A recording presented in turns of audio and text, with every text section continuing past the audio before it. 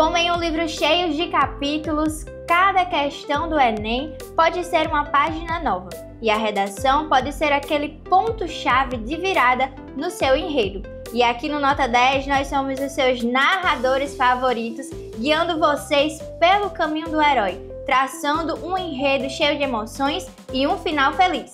Então bora de aula? Olá pessoal, tudo bem?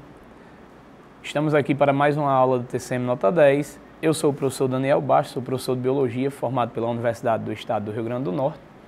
E hoje a gente vai abordar um tema que cai muito no Enem, nos últimos anos vem sendo muito abordado, é o tema de Fisiologia. Tá? Aqui na tela você tem a minha rede social, @prof. Daniel Bastos. Se você tiver alguma dúvida, quiser um conteúdo complementar, você me procura lá no Instagram que a gente responde.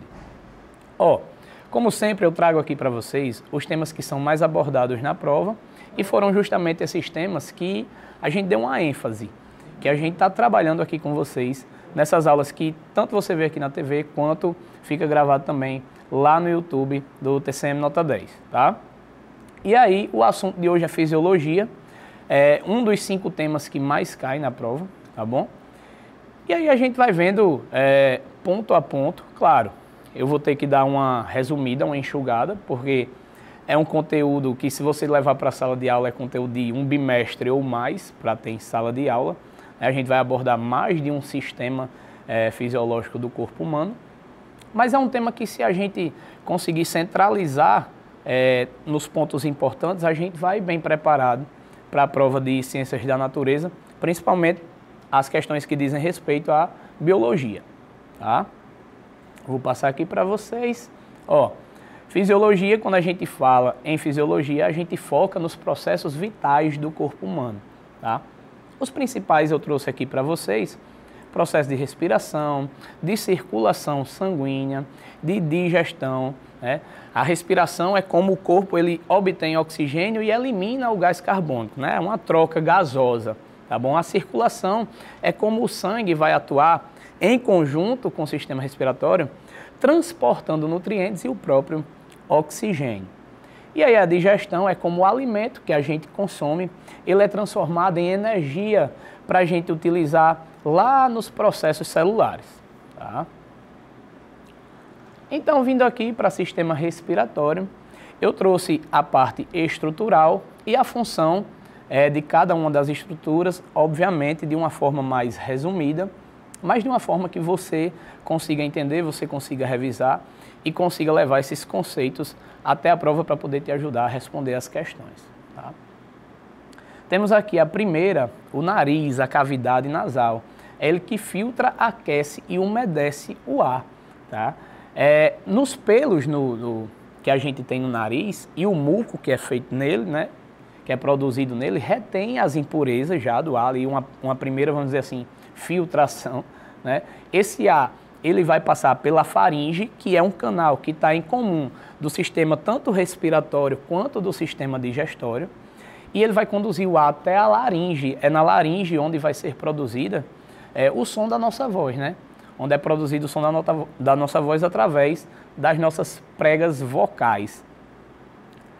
Lá também é onde tem a epiglote, né? Onde é, vamos dizer assim, dividida a passagem da respiração e a passagem do alimento que vai em direção ao nosso estômago.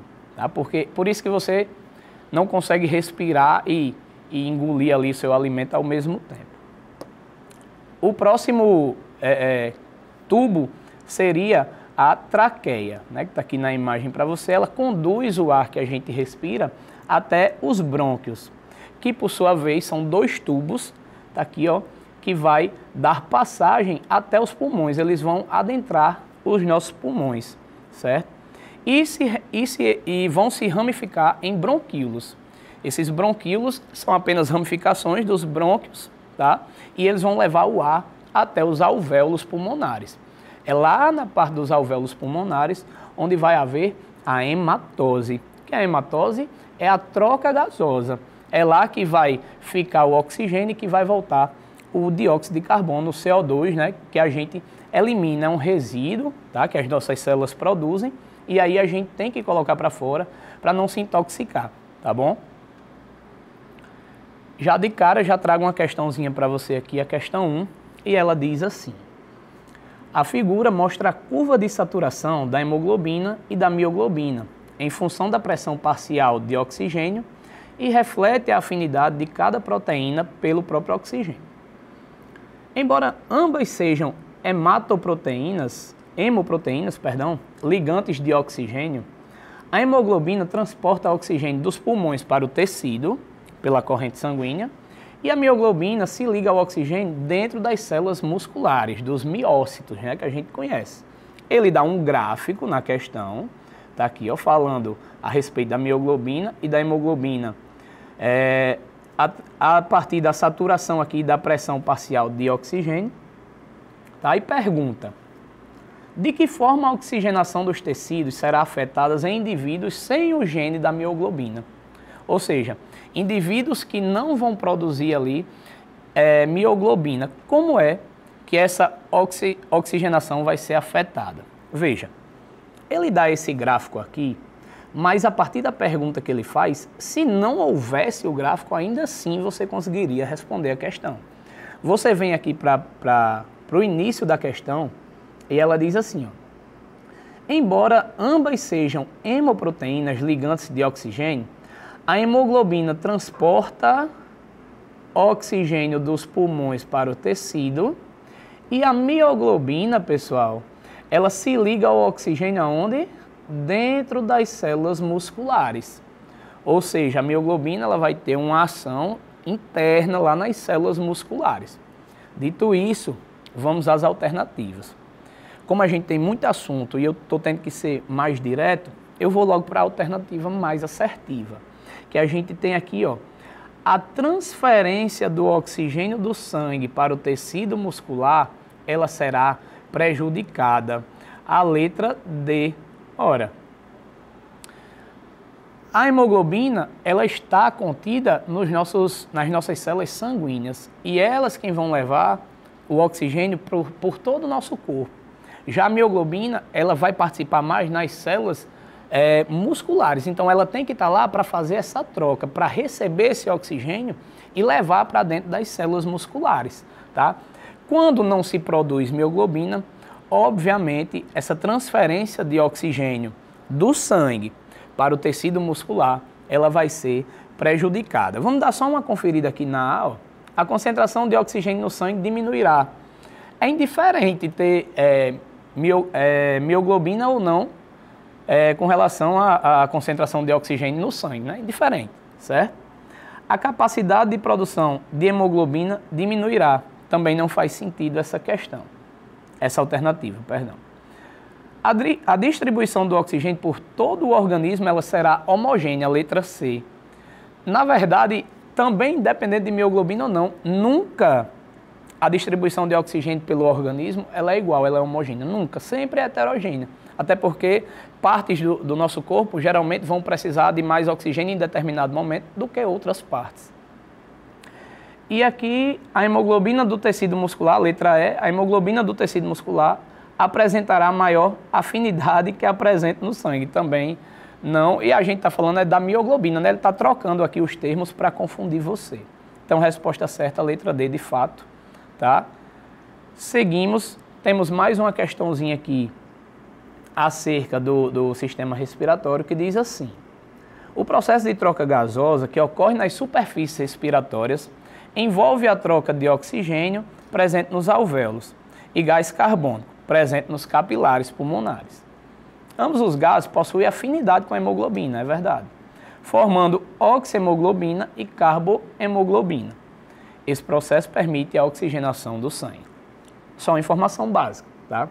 Aí ele diz assim: avalie as asserções abaixo e assinale a resposta correta. Logo na letra A, a gente tem que o processo de troca gasosa que ocorre entre alvéolos e os capilares venosos é denominado de hematose. Ora, a gente falou isso agora ainda no começo da aula. Hematose é de fato o nome desse processo de trocas gasosas que permite eliminarmos o CO2 que ficou como resíduo de nossas células e colocarmos na corrente sanguínea, levar para as nossas células o oxigênio que as nossas células vão precisar para fazer o quê? a respiração celular e assim produzir energia que é necessária para o corpo, tá bom? Então, logo de cara, a letra A aqui, corretíssima. A letra B diz, o gás carbônico é transportado em sua maior quantidade pelo sangue arterial, já mentiu, tá? O gás carbônico é transportado pelo sangue, pelo sangue venoso, tá? Arterial não, arterial ele é rico em oxigênio, tá? Carbohemoglobina, letra C, é um composto estável e difunde-se dos alvéolos para o tecido. Não, é justamente o contrário. O sangue vai levar para se difundir nos alvéolos para poder sair, né? Letra D, o CO2 difunde-se do sangue para os tecidos de novo, né? A mesma assertiva que não está correta, tá? Tentando enganar quem está fazendo a prova. E letra E, nos pulmões o CO2 difunde-se dos alvéolos para os capilares sanguíneos. A gente sabe que esse processo é o processo contrário, tá bom? Letra A, então, resposta correta. Bom, agora a gente chega no sistema circulatório. O sistema circulatório que trabalha em conjunto com o sistema respiratório, já tínhamos falado, e é muito importante, cai em prova, tá, pessoal? Vamos lá, olha as perguntas aqui. E outra, pode envolver não só perguntas relacionadas à anatomia, vocês verão nos exemplos que eu trouxe a seguir. Primeiro, começar com os componentes do sistema circulatório, que são coração, vasos sanguíneos e o próprio sangue. O coração, ele bombeia o sangue para todo o nosso corpo, né? Uma bomba dupla aí com 4 cavidades, ele é oco, você pode ver aqui na imagem que eu trouxe para você, tá? Para que o sangue possa circular dentro dele, tá? Os vasos sanguíneos, eles vão conduzir, vão atuar como se fosse um encanamento, vamos dizer assim, por nosso corpo, e eles existem em 3 tipos, né? Temos as artérias, que são os vasos de maior calibre, ou seja, os maiores, tá? As veias e os capilares, que são os vasos de menor calibre. Tá? Esses capilares aqui vai atuar ali na troca gasosa, tá bom? Temos também o sangue. O sangue ele vai transportar os gases, nutrientes, hormônios e até células de defesa. Esse sangue ele é um tecido líquido formado por plasma, formado por hemácias e eritrócitos, que são células sanguíneas, também formadas por leucócitos, que são células de defesa, e por plaquetas, que nem são células, são resquícios ali celulares, tá? Bom, no sistema circulatório, a gente vai ter aqui no coração as 4 cavidades, né, das que a gente falou. Temos 2 átrios e 2 ventrículos. São divididos em átrio direito e ventrículo direito, e átrio esquerdo e ventrículo esquerdo. O átrio direito é um sangue, ele transporta um sangue rico em CO2 venoso, né? Ele recebe o sangue vindo do corpo, o átrio direito vai estar aqui, recebe o sangue vindo do corpo, tá? Esse sangue que vem do corpo, ele vai descer aqui para o ventrículo direito e vai ser jogado para onde? Para o pulmão. Ora, ele vem do corpo, pegou o CO2 que estava em todas as células ali, que estão eliminando o CO2, leva o CO2 para o pulmão, para quê? Para você expirar. Você vai colocar o CO2 para fora. Enquanto ele leva o CO2 para você expirar, você já tem inspirado oxigênio, então ele faz essa troca lá no pulmão. A célula deixa CO2, pega o oxigênio e vai voltar para cá, ó, pelo átrio esquerdo. Volta todo oxigenado, rico em oxigênio esse sangue. Por quê? Lá no átrio esquerdo ele vai descer para o ventrículo esquerdo e vai ser jogado aí pela sua maior artéria, a artéria aorta, para ali regar todas as suas células do seu corpo com oxigênio, que a gente já sabe que é necessário para os processos ali vitais das células, né? Para que as células possam produzir energia no processo de respiração celular, tá bom? Então veja como é fácil, não é difícil de aprender isso.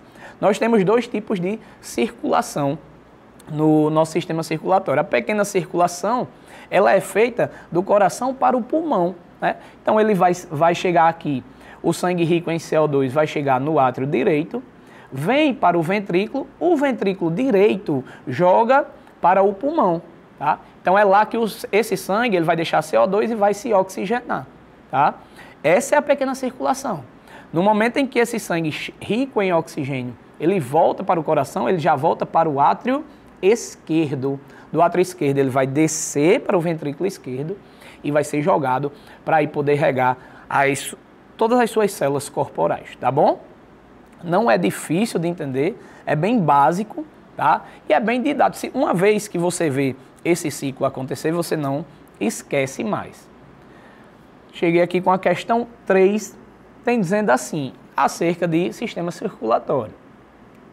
Diversas substâncias são empregadas com a intenção de incrementar o desempenho esportivo de atletas de alto nível.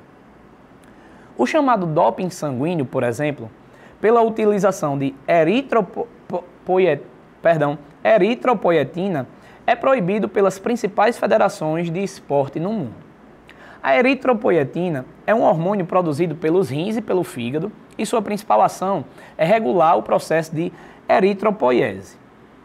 Seu uso administrado intravenosamente em quantidades superiores àquelas presentes naturalmente no organismo permite que o indivíduo aumente a sua capacidade de realização de exercícios físicos. Esse tipo de doping está diretamente relacionado ao aumento da... A gente tem aqui as opções, frequência cardíaca, capacidade pulmonar, massa muscular do indivíduo, que já adianta que não tem nada a ver, atividade anaeróbica da musculatura, não é anaeróbica porque a gente está falando justamente de uma maior capacidade de respiração, né? Uma maior capacidade do músculo poder trabalhar oxigenado, né? Por quê, professor? Que a gente falando de eritropoiese é a capacidade que a gente tem de produzir hemácias, né? Então, quanto mais hemácias, mais hemoglobina. Quanto mais hemoglobina, mais a gente consegue transportar oxigênio para as nossas células.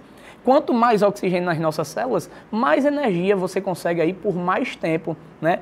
Evitando ali até uma fadiga muscular, que se daria através de um processo de respiração celular na ausência de oxigênio, né? Então, assim, a alternativa correta, a alternativa é, taxa de transporte de oxigênio pelo sangue. Ora, se tu aumenta o número de hemácias, aumenta a quantidade de hemoglobina, tu vai conseguir transportar mais oxigênio. Se tu consegue transportar mais oxigênio, logo tuas células vão conseguir produzir mais energia e tu vai ter aí uma performance mais elevada. Então, por isso é proibido em esportes, principalmente de alto nível. Letra E, questão certa. Na questão 4 diz assim, os conhecimentos de fisiologia são aqueles básicos para compreender as alterações que ocorrem durante as atividades físicas, frequência cardíaca, queima de caloria, perda de água, sais minerais. E aquelas que ocorrem em longo prazo, melhora da condição cardiorrespiratória, aumento de massa muscular e outros.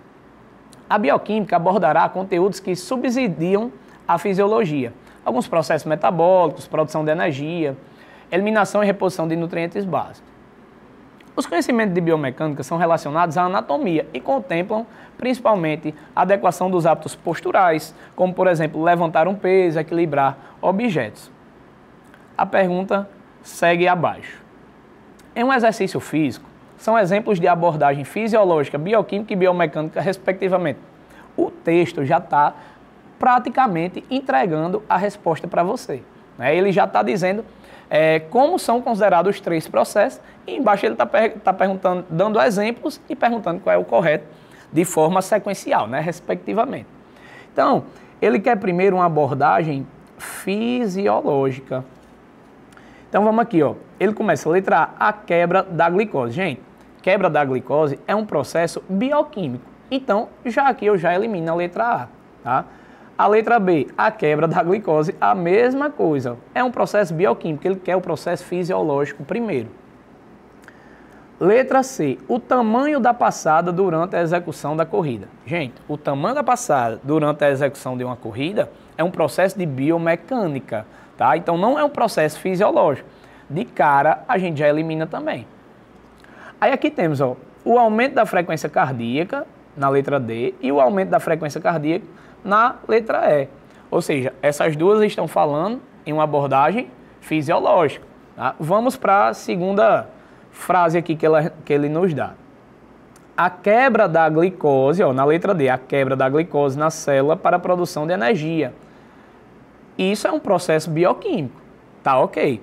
Mas vamos ver o que a E diz. A E diz assim, ó, o tamanho da passada, o quê? É um processo biomecânico. Então, aqui a gente já pode eliminar E e a gente vai ter a letra D como resposta correta, tá bom? Então, muito tranquilo, né? E aí a gente chega no sistema digestório.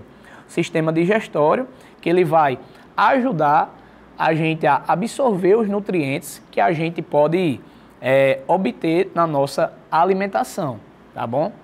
Ele tem algumas partes, a gente vai ser bem direto aqui, por causa do tempo, tá? E aí eu vou falar das etapas e da sua anatomia aqui de uma forma mais rápida, tá bom? A gente tem, no sistema digestório, a gente tem a boca, né? E na boca, na cavidade oral, a gente vai ter os dentes que vão atuar triturando aí o alimento, tá? E tem a língua também que vai ajudar a formação ali daquele bolo alimentar, né? E a digestão, se você não sabe, já começa na boca com enzimas salivares, tá? Que vão atuar ali já digerindo boa parte de carboidratos, tá bom? Essa digestão já começa aí, vai passar pelo esôfago, que é como se fosse, mais uma vez, um encanamento aí, levando o alimento que você está na boca até o seu estômago, tá? Esse movimento a gente chama de movimento peristáltico, tá bom? Tipo, se você tiver, mesmo que você esteja de cabeça para baixo, se você mastigar e engolir, a comida vai para o seu estômago. Agora não vá fazer isso, né? Vai fazer isso, você corre risco aí de engasgar, tá bom? Do esôfago, essa comida, esse bolo alimentar, ele vai para a próxima parte da digestão, que acontece no estômago, tá? Lá vai encontrar enzimas como a pepsina, né? E aí a digestão de algumas proteínas aí vai ocorrer lá no estômago, tá bom? Do estômago, esse bolo vai passar para o intestino delgado. E é no intestino delgado que a gente tem aí, vamos dizer assim, a maioria da absorção dos nutrientes, né, do que for possível, é no intestino delgado que a gente vai receber o suco pancreático, a gente vai receber também a bile, vai liberar enzimas para quebrar gorduras, tá bom? E aí a gente vai conseguir aí, nesse momento, absorver a maioria dos nutrientes. Do intestino delgado vai para o intestino grosso, e lá no intestino grosso a gente já só vai ter ali um pouco de absorção de água e minerais, e aí a gente já vai começar o processo, né, vai até finalizar ali no reto, no ânus, para o processo de excreção, tá bom?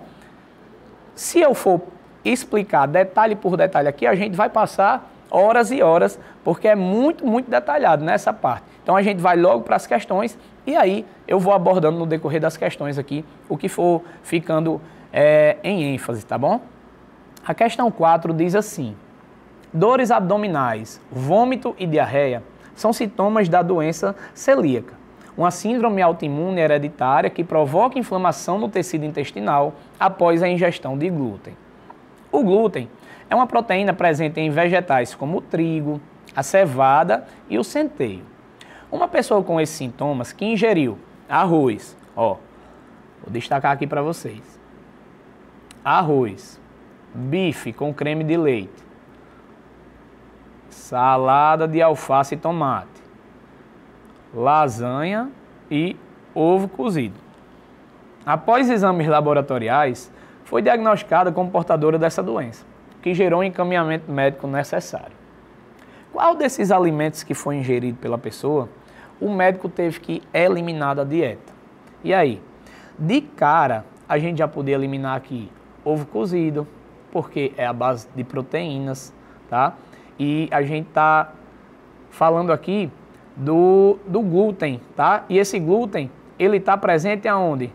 No trigo, na cevada, no centeio, E aí, então, ovo a gente já podia eliminar. O bife também é altamente proteico, mas não tem relação com esse tipo de vegetal, tá? Assim como o ovo. E a salada, que também não tem relação. Você poderia ficar em dúvida entre arroz e lasanha, tá? porque esse daí eu ainda aceitava, né? São, vamos dizer assim, de linhagens parecidas, tá? Mas aí o arroz, ele não tem na sua composição natural, tá? Sem ser temperado de alguma forma, na sua composição natural, ele não tem glúten. Então acaba ficando aí para lasanha, tá bom? Professor, esse aí é um conhecimento que vai um pouco mais assim à frente do que a gente estuda em biologia de fato.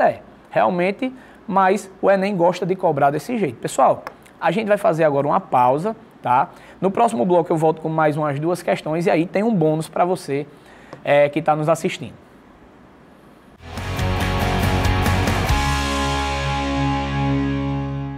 E aí, pessoal, estamos de volta, TCM nota 10. A gente tinha parado numas questões aqui relacionadas ao sistema digestório, tá? E vamos voltar ainda nas questões de sistema digestório. A gente ainda tem umas 2 ou 3 questões aqui para resolver. A próxima diz assim: há algumas décadas surgiu no mercado um medicamento que provocava perda de peso por inibir a ação da lipase. Veja bem, provocava perda de peso por inibir a ação da lipase. A lipase é uma enzima que atua no intestino na digestão de gorduras. Um pesquisador, com o objetivo de avaliar a eficácia do medicamento, decidiu medir nos pacientes a quantidade de gordura nas fezes. Ora, se estava deixando de digerir as gorduras, elas estavam passando direto para as fezes, tá? E também de triglicerídeos, que é um dos produtos da digestão da gordura, tá? E ele vai crescer aí no sangue, tá? Mantendo sempre a mesma dieta nos pacientes. Fez as medidas antes e depois da administração do medicamento inibidor. A figura apresenta 5 resultados possíveis. O efeito esperado do medicamento está representado no resultado. Aí ele dá um gráfico aqui para você. Eu tive que adaptar aqui e colocar aqui para baixo, porque senão não ia caber no slide, tá? Em que essa região mais pretinha aqui, mais escura, é a gordura nas fezes antes do medicamento. E esse aqui, vamos dizer assim, traçado, é a gordura nas fezes depois do medicamento.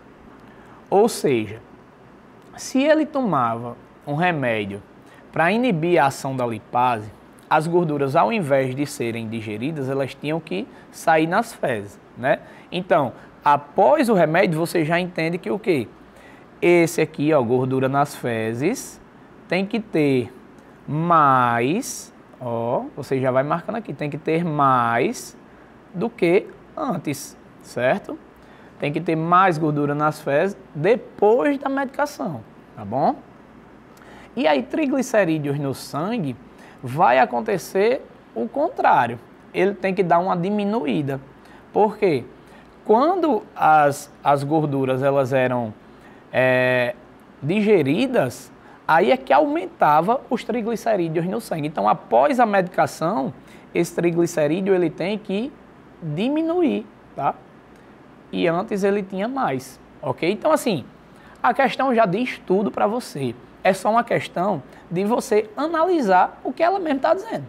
Você está aqui, a gente não trouxe nenhum conceito de fora, a gente não fez nada de diferente, tá? A gente analisou o que o texto está dizendo aqui com calma, com tranquilidade, e a gente já imagina aqui o que a resposta vai ser, o que ela vai nos dar. No mais, o que a gente tem que fazer? Interpretar esse gráfico aqui que é nos dado, tá? Então, primeiro, eu estou procurando que a gordura nas fezes de antes seja menor do que a gordura nas fezes depois, ó. Esse aqui é maior a 2, ó, eu já elimino, tá?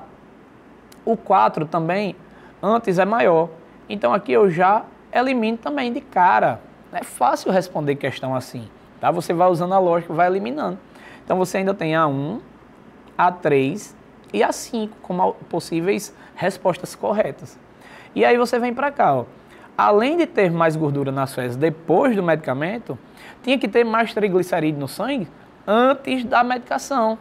Ou seja, esse aqui mais cor cinza, tá? Ele tem que ter mais do que esse aqui, ó, que tá tipo um código de barras, tá? Então, você vem aqui, ó, aqui tá o contrário, na 3 já está errado. E aqui está igual, ó.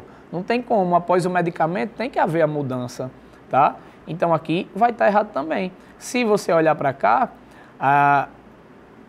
esse 1 aqui segue tudo que a gente está conversando, segue toda essa nossa lógica aqui de antes e depois do medicamento, tá? Então a alternativa A é com certeza a alternativa correta. Rapaz, o professor para marcar o A aqui, ele sofre, viu? Eu ainda estou me acostumando com essas mesinhas aqui, vai dar certo, certo? Vou passar aqui, ó, letra A, resposta corretíssima, tá bom? Vamos agora para a questão 6. Diz assim: um pesquisador colocou a mesma quantidade de solução aquosa de enzima digestiva pepsina em 5 tubos de ensaio. Colocou pepsina ali em 5 tubos. Em seguida, ele adicionou massas iguais dos alimentos descritos no quadro. Ó, esse quadrinho que a questão está trazendo aqui para vocês. Os alimentos foram deixados em contato com a solução digestiva durante o mesmo intervalo de tempo. Ou seja, condições iguais ali de contato da pepsina com todos os alimentos que foram colocados no tubo, tá? A maior quantidade de produtos metabolizados ao final do teste foi obtida no tubo. Vamos lá. A maior quantidade de produtos metabolizados foi obtida no tubo. Aí está aqui, ó, tubo 1, 2, 3, 4 e 5. E essa questão a gente tem que trazer um pequeno conceito de fora, que também não é nada absurdo. A gente sabe que a pepsina é uma enzima responsável pela digestão de proteínas, tá? Fica lá no nosso estômago, tá? Então, assim, nada muito absurdo. O que é que a gente vai olhar? A gente vai olhar a água, pessoal? Eu pergunto para vocês. Não. Lipídios, carboidratos? Não. A gente tem que olhar para as composições proteicas de cada alimento. Então, é só a gente analisar e ver o que é que tem mais proteína. Onde é que tem mais proteína? Aqui, ó, no A. Aqui tem 0,6, aqui tem 12,7, 0,92, aqui tem 26. E deixa eu apagar aqui para ficar melhor para vocês. Ó, aqui tem 26,5% da composição sendo proteína. Então, obviamente, onde vai ter mais produto metabolizado é no leite em pó aqui, ó. Tubo de ensaio 1, a alternativa A já é a nossa resposta certa, tá? Questão certíssima aí. A alternativa letra A, só beber uma água aqui rapidão. E aí, na questão 7 diz assim: na indústria farmacêutica é muito comum o emprego de substâncias de revestimento naqueles medicamentos de uso oral, pois trazem uma série de benefícios como alteração de sabor em medicamento que tenha aquele gosto ruim, né? Melhoria da assimilação do composto, entre outras ações. Alguns compostos poliméricos, à base do polissacarídeo celulose, são utilizados para garantir que o fármaco somente seja liberado quando em contato com soluções aquosas, cujo pH se encontre próximo da faixa da neutralidade. Ó, algumas informações importantes aqui. A gente sabe que naturalmente não digerimos celulose, tá? E que são utilizados para garantir que o fármaco somente seja liberado quando em contato com soluções aquosas cujo pH se encontre próximo da faixa da neutralidade, ou seja, um pH mais próximo ali de 7, ok? pH próximo de 7. E aí pergunta, qual é a finalidade do uso desse revestimento à base de celulose? Vamos direto aqui na alternativa para a gente ganhar tempo, que diz assim, ó: garantir que o fármaco não seja afetado pelas secreções gástricas. Ó, se você ingeriu aquele fármaco, quando ele chega no seu estômago lá com pH extremamente ácido, ali mesmo ele já seria afetado. Mas esse fármaco ele tem um revestimento que garante que ele só vai ser, vamos dizer assim, como é que eu posso dizer? Ele vai ser assimilado, né, num pH mais próximo da neutralidade, tá? Então, já garante que as secreções gástricas não vão mexer nele. E ele vai conseguir ali ter o seu princípio ativo no momento correto, tá bom? Para garantir aí que ele tenha um bom desempenho e você melhore aí da situação que você está precisando ingerir esse medicamento, tá bom? Então, garantir que o fármaco não seja afetado pelas secreções gástricas é a resposta correta, alternativa C. E aí, para a gente ganhar tempo, chegamos na parte de imunologia que eu disse para vocês no bloco passado, que eu ia trazer um bônus, seria isso, o sistema imunológico, que ele cai, é abordado, e muita gente tem dificuldade em sistema imunológico, muito professor, inclusive, não gosta de trabalhar sistema imunológico em sala de aula por conta da dificuldade que os alunos têm de assimilar, né? Por ser um conteúdo assim que ele é difícil realmente de você conseguir perceber como é a atuação, né? Então, assim, vou tentar trazer da maneira mais didática possível e que você possa me acompanhar aqui nos slides que eu trouxe, tá? Diz assim, a imunologia é a ciência que estuda o sistema imunológico, ou seja, os mecanismos de defesa do corpo contra agentes que podem causar doenças, né? Agentes como bactérias, como vírus, como fungos, parasitas e até suas próprias células que não estão funcionando da maneira correta, tá? Então vamos assim, o sistema de defesa, o sistema imunológico, ele trabalha para garantir a defesa do seu corpo contra agentes externos. Professor, é só isso? Não, tá? Também trabalha para garantir a homeostase do seu corpo, tá? Para que o seu corpo ele fique em equilíbrio. No momento que você sofre um corte aqui, como eu sofri um corte aqui no braço, tá? Ele já vai trabalhar, claro, para defender de agentes, possíveis agentes que possam adentrar aqui através da cavidade desse corte aqui, mas ele já vai trabalhar também para que esse corte ele seja reconstituído, ele seja fechado, para que eu não perca sangue e assim por diante. Ele tenta também manter o equilíbrio do corpo, tá bom? Bom, como principais componentes do sistema imunológico, eu trouxe aqui para vocês os órgãos linfóides, as células de defesa e as moléculas imunológicas. Aí a gente vai um pouco mais devagar nesse ponto aqui.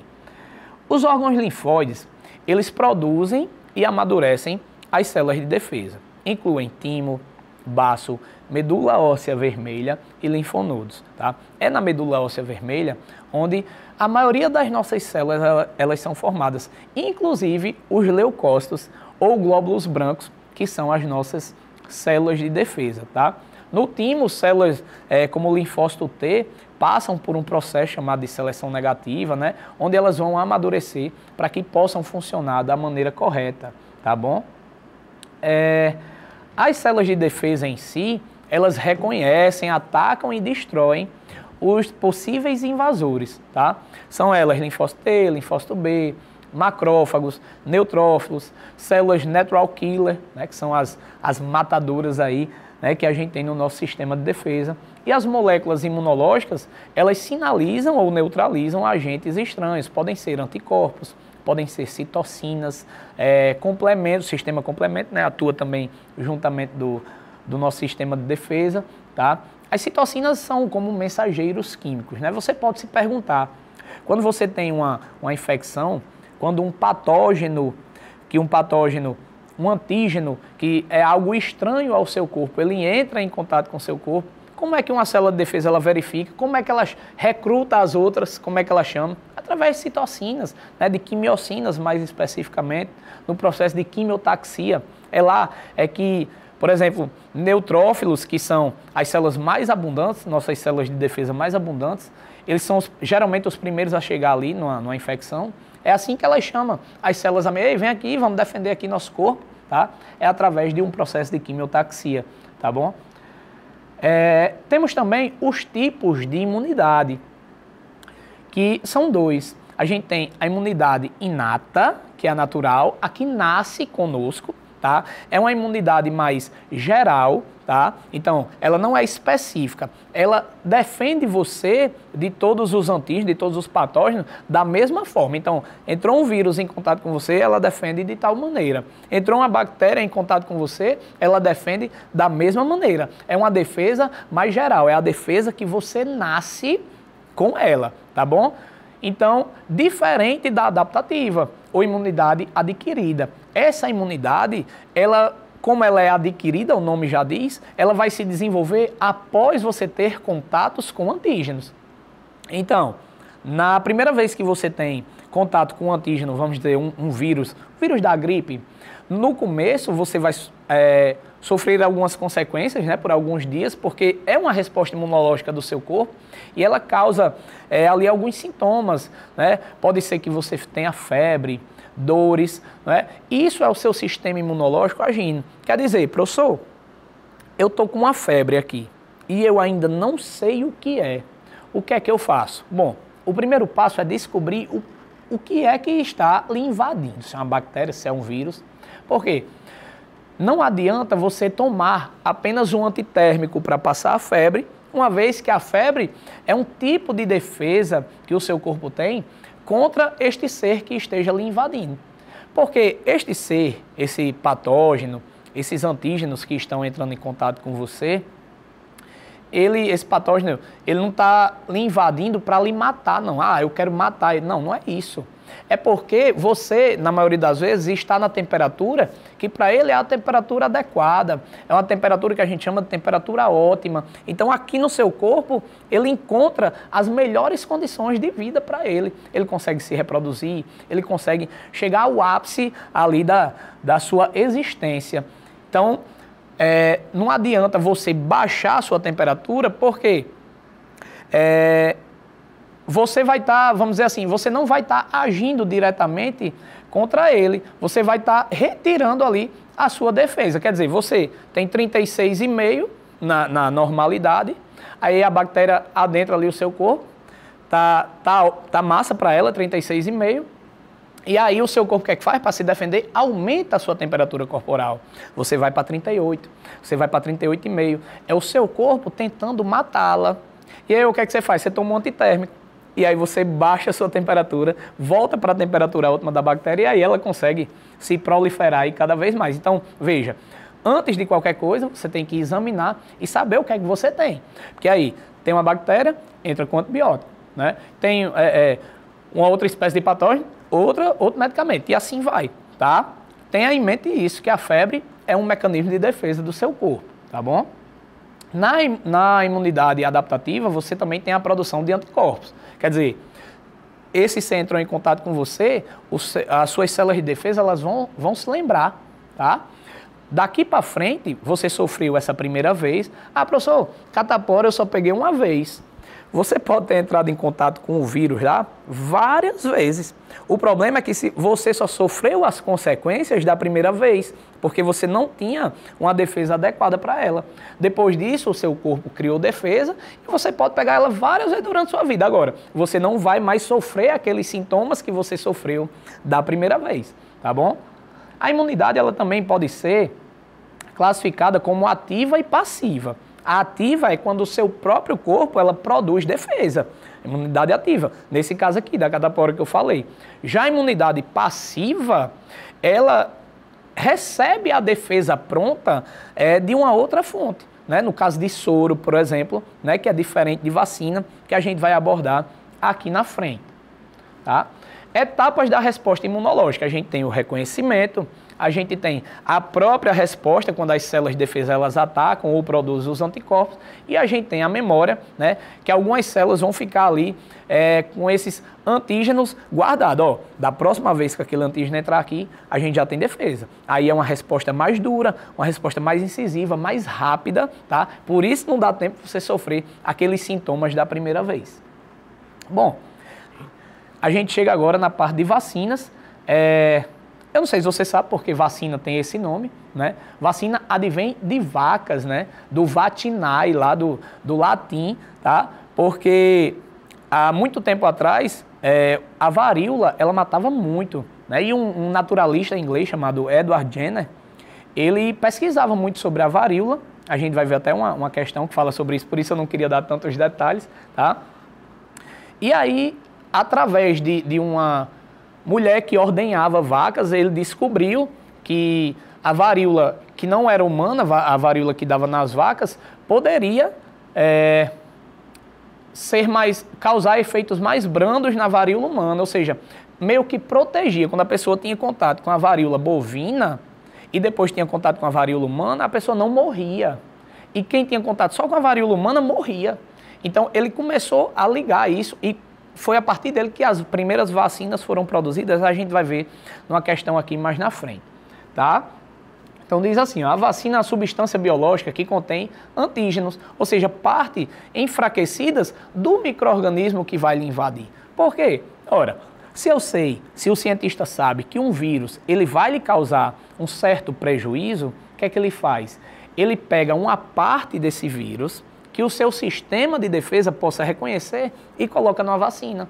Aí ele coloca essa vacina, ele injeta essa vacina em você. Para quê? Para que o seu sistema de defesa reconheça uma invasão, tá? E aí ele começa a produzir memória para quando você for invadido de verdade por esse micro-organismo, aí sim você já está apto a se defender, tá? E aí você não vai sofrer o que você sofreria se não estivesse vacinado, tá bom? O antígeno está aqui, é um componente estranho que vai ativar o seu sistema imune. A resposta imune é a produção de anticorpos e linfócitos de memória, que vão lhe possibilitar uma defesa mais fácil, uma defesa, vamos dizer assim, mais eficiente quando houver contato com o micro-organismo. E a imunidade adquirida é uma defesa duradoura aí, desenvolvida após a vacinação, tá bom? Etapas da vacinação, ó, aplicação, você aplica o antígeno, o vírus, bactéria enfraquecido, tá? Introduzido no corpo. O sistema imune vai reconhecer o invasor, tá? E aí vai haver a resposta imunológica, o linfócito B, ele vai produzir anticorpos e os linfócitos T vão ser ativados e o corpo vai aprender, vai formar ali um batalhão para quando você for de fato invadido, ter como se defender, tá? Formação da memória imunológica, que foi isso que eu acabei de falar, e aí vai culminar na imunidade. O indivíduo ele fica protegido da doença, tá? Pode durar muitos anos, pode durar a vida toda, vai depender do tipo de vacina. Quanto mais forte for essa vacina, ela perdura por mais tempo. É tanto que tem vacina que você só toma uma vez, tem vacina que você tem que aplicar doses, tá? Até porque os micro-organismos também, eles vão sofrendo mutações. E aí uma vacina que era eficaz contra um vírus da gripe, professor, todo ano eu tomo vacina para a gripe. Que danado é isso? Todo ano tomando vacina para a gripe. É porque o vírus ele é um ser altamente mutagênico, ele sofre muita mutação. Então, sempre que você pega uma gripe, professor, todo ano eu gripo. Todo ano eu gripo. Sempre é um vírus diferente, certo? Sempre um vírus diferente. Bom, chegamos aqui nas questões para a gente dar aquela encerrada, tá? Diz assim, nem sempre é seguro colocar vírus inteiros numa vacina. Alguns são tão perigosos que os cientistas preferem usar só um de seus genes, aquele que fabrica o antígeno, proteína que é reconhecida pelas células de defesa. Uma dessas vacinas de alta tecnologia é a anti-hepatite B. O gene do vírus é emendado ao DNA de um fungo inofensivo que passa então a produzir uma substância que é injetada no corpo humano. A função dessa substância produzida pelo fungo no organismo humano aí tem, ó, neutralizar proteínas virais, interromper a ação das toxinas, ligar-se ao patógeno já instalado, reconhecer substâncias estranhas ou desencadear a produção de anticorpos. Já vou lhe adiantar, para a gente não perder tempo, que a resposta correta é a letra E, desencadear a produção de anticorpos. Ora, uma vacina, o que é que ela procura? Ela procura que o seu sistema haja de forma ativa. Ela manda uma parte do patógeno, um antígeno, para você e quer que o seu sistema de defesa desenvolva uma defesa, ou seja, haja de forma ativa, né? Então, ele começa a produzir anticorpos para quando ele for invadido, já está protegido. Resposta, letra E. Questão 9 diz assim, milhares de pessoas estavam morrendo de varíola humana no final do século XVIII, eu já tinha falado. Em 1796, Edward Jenner inoculou em um menino de 8 anos o pus extraído das feridas de vacas, contaminadas com o vírus da varíola bovina, tá? Que causa uma doença branda em humanos, ok? Ou seja, uma doença de caráter mais fraco, tá bom? O garoto contraiu uma infecção benigna e 10 dias depois já estava recuperado. Meses depois, Jenner inoculou no mesmo menino o pus varioloso humano, que causava muitas mortes. E aí o menino não adoeceu. Ora, ele criou a vacina, certo? Ele conseguiu deixar o menino imune à varíola humana, tá bom? Considerando o resultado do experimento, Qual a contribuição desse médico para a saúde humana? A prevenção de diversas doenças infecto-contagiosas em todo o mundo, a compreensão de que vírus pode se multiplicar em matéria orgânica, o tratamento para muitas enfermidades, o estabelecimento de ética e a explicação de que alguns vírus de animais podem ser transmitidos, né? Vamos lá. Aqui, a única que tem a ver realmente com o nosso assunto aqui é a prevenção, tá? A prevenção de diversas doenças infecto-contagiosas. Gente, a vacina ela existe como forma de prevenção. Ah, já está doente e toma vacina? Não, aí você vai piorar o quadro. Você vai aumentar ali a quantidade de micro-organismos invadindo o corpo, tá? Para combater, quando você já está doente, né, já está sofrendo ali, você vai injetar talvez um soro, né? Porque os soros já são anticorpos prontos já para lhe defender. Inclusive esse tipo de imunidade é uma imunidade passiva. O seu corpo não vai produzir anticorpos, ele já vem pronto, tá? A diferença é que não vai gerar memória imunológica para você. Gente, estamos estourando o tempo aqui. Muito obrigado para você que está acompanhando a aula através da televisão, da TCM aí, canal 10, tá? Se você está acompanhando agora no YouTube, muito obrigado também, já deixa o like aí, já compartilha, já coloca nas mensagens aqui, nos comentários, se ficou alguma dúvida e a gente vai te responder, tá bom? Um forte abraço e até mais.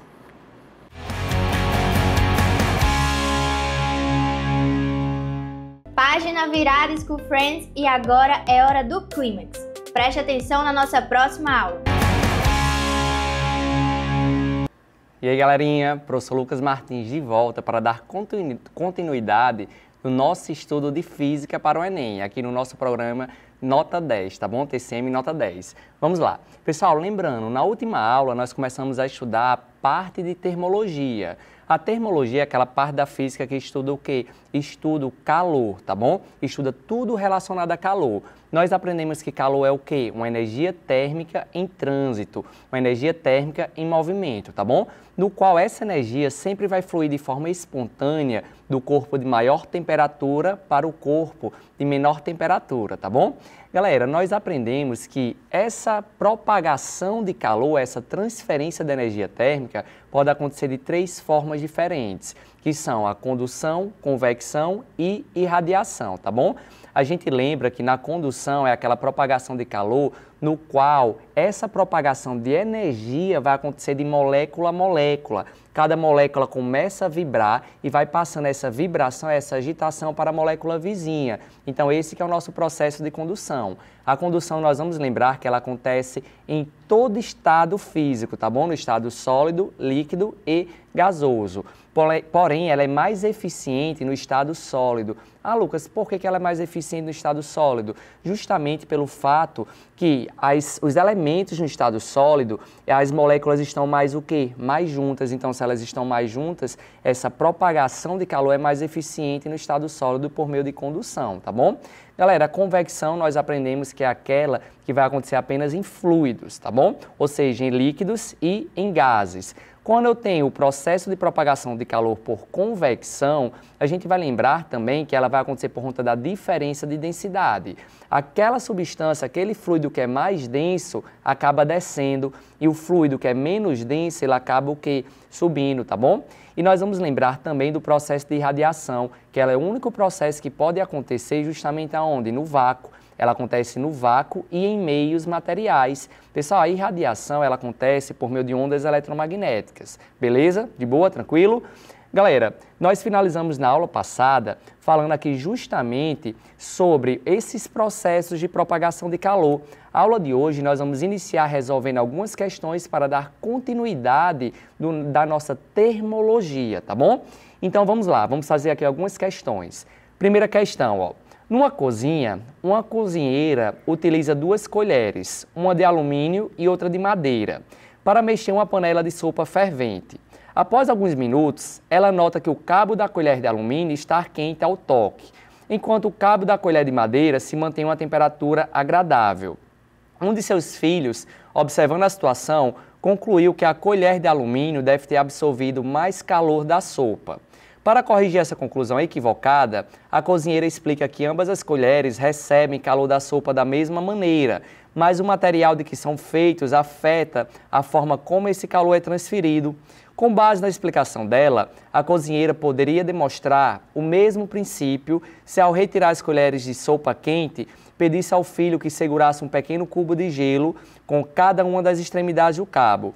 O filho, compreendendo corretamente o princípio envolvido, observaria que o gelo derreteria. Então vamos aqui para as alternativas. Mais rapidamente no cabo de madeira, pois ele tem um calor específico maior.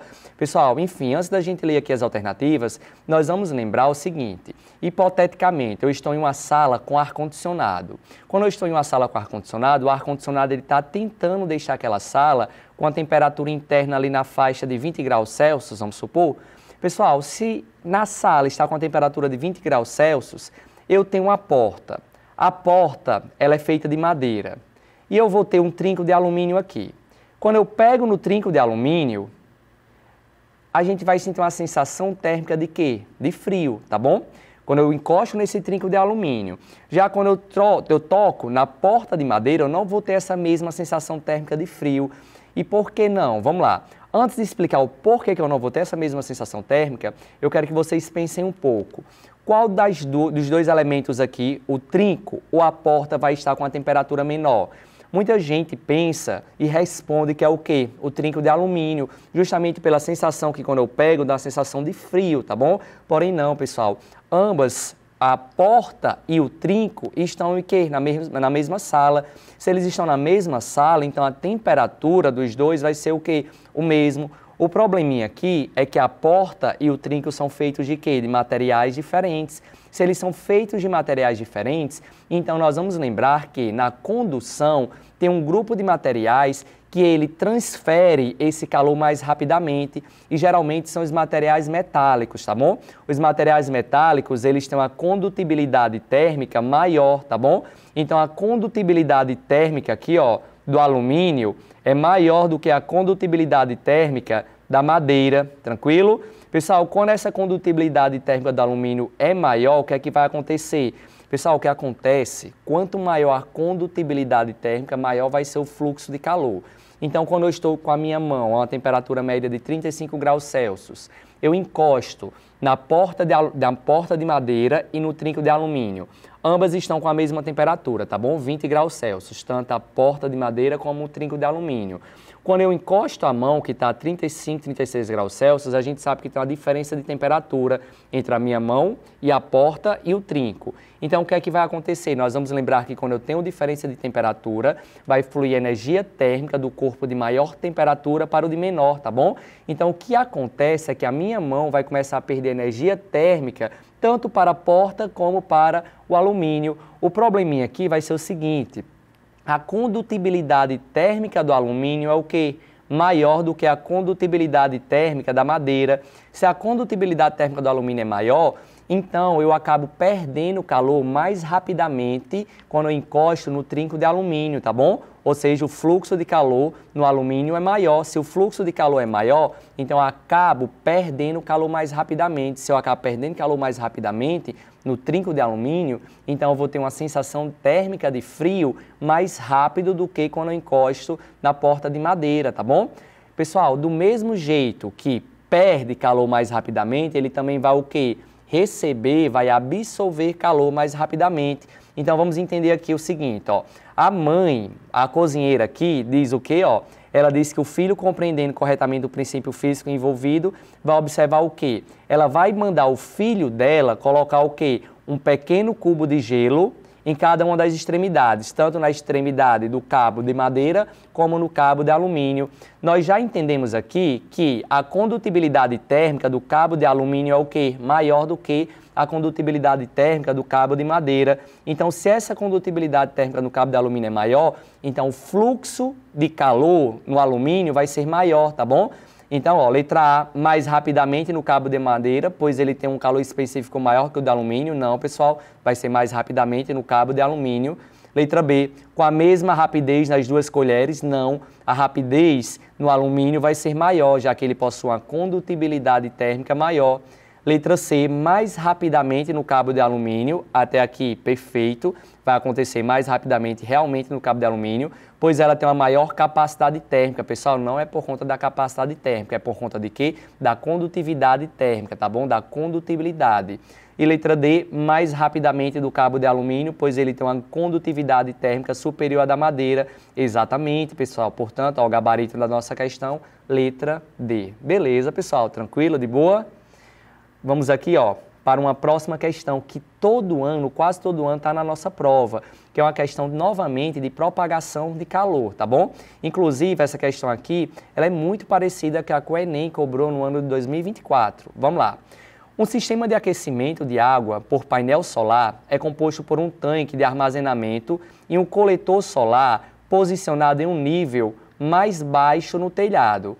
O coletor é uma caixa isolada, coberta com vidro transparente, em cujo interior circulam tubos de cobre pintados de preto. Quando a radiação solar incide sobre o coletor, a água em seu interior se aquece e se expande, tornando menos densa. Essa água quente, que é menos densa, ela acaba o quê? Subindo, ela sobe por uma tubulação até o tanque, enquanto a água fria do tanque desce para o coletor, criando um ciclo de circulação natural. O uso da pintura preta nos tubos, a utilização do vidro na cobertura do coletor e o processo de circulação natural da água são, respectivamente, melhores justificados fisicamente por... Pessoal, então ele quer saber o porquê dessas três coisas. Primeira pergunta que ele faz, é o porquê da pintura preta nos tubos. Pessoal, a pintura preta nos tubos vai ser justamente pelo seguinte fato.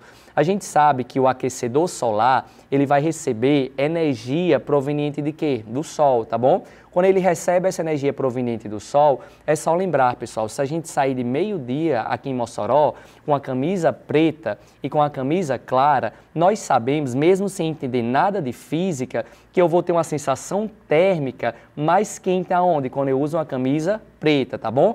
Ah, Lucas, não sei nada de física, isso acontece por quê? Pessoal, nós temos que lembrar que cores pretas, elas vão absorver mais calor, tá bom? Elas absorvem uma maior quantidade de energia térmica. Então é por isso que se eu quero ter um aquecedor solar em casa, é ideal que esse aquecedor solar ele absorva a maior quantidade de energia térmica, a maior quantidade de energia solar. Então é por isso que é ideal que a gente pinte esses tubos da cor preta, tá bom? Justamente para absorver mais calor. Então, ó, o motivo dessa pintura preta nos tubos é justamente para aumentar a taxa de absorção desses raios do sol, tá bom? Ou seja, aumentar, ó, a irradiação, tranquilo? Então, a resposta pode ser o quê? Letra C ou letra E, beleza?